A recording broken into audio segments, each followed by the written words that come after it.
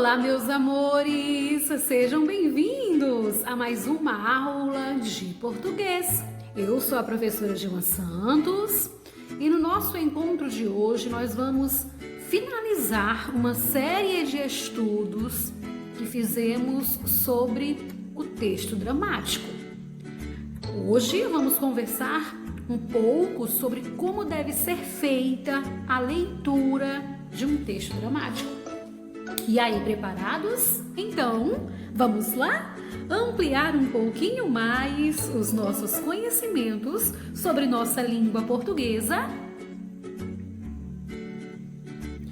É importante a gente falar da importância dos ensaios antes da realização dessa atividade. Nos ensaios, meus amores, é que deve ser discutido a forma como se deve atuar o determinado texto dramático. Nesse caso, a forma como se deve realizar a leitura, como por exemplo, o volume da voz, que é uma coisa que deve ser discutida pelo grupo, né? De acordo com as intenções dos personagens, você tem que analisar, além do volume da voz, a entonação, o ritmo, porque é importante que você faça uma leitura com fluência e muita segurança. Em relação ao gestual, isso também é de extrema importância. Os gestos devem estar presentes na leitura de um texto dramático. O corpo do personagem deve estar junto dessa leitura e falar com o público. É claro que se essa leitura for realizada sentada, por exemplo, você terá uma certa limitação quanto aos gestos corporais. Mas isso não impede de que você use os braços, né? As expressões faciais. Como eu disse anteriormente, o corpo também deve fazer parte dessa leitura. E muitas vezes os gestos, as expressões faciais falam mais que 1000 palavras. É fundamental que você não se preocupe em memorizar o texto apenas, tá? O importante mesmo é que você tenha e faça uma boa leitura, uma leitura interpretativa, tendo que recorrer ao texto apenas quando necessário.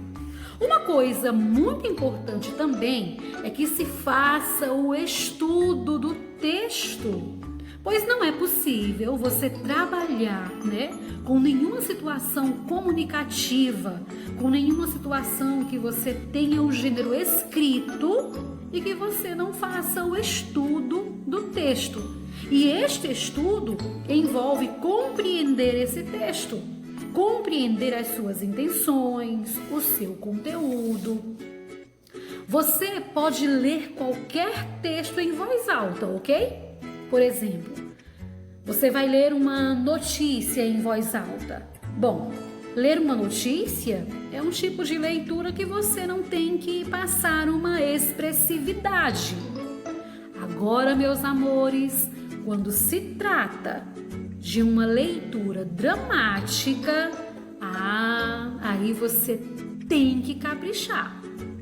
Então, seria muito estranho você ler um texto dramático como se estivesse lendo uma carta, por exemplo, porque não combinaria com a situação da leitura, porque não dá para você fazer uma leitura dramática sem interligar a questão da expressividade. No seu livro de português, página 48, na primeira questão, a questão traz um trecho da cena 6, do texto A Linha Mágica. E aí vamos fazer essa leitura.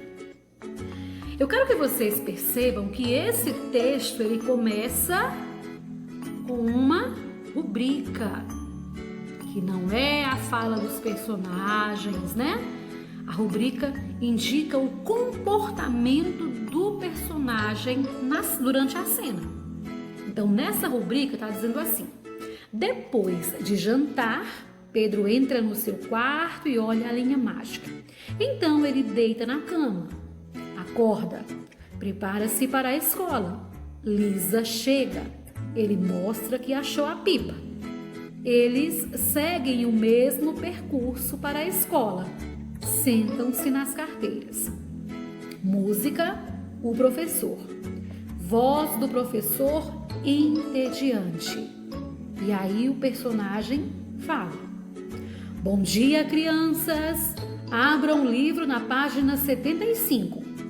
Página 75, por favor. Página 75. Hoje nós vamos estudar um tipo de rocha muito interessante, a rocha sedimentar.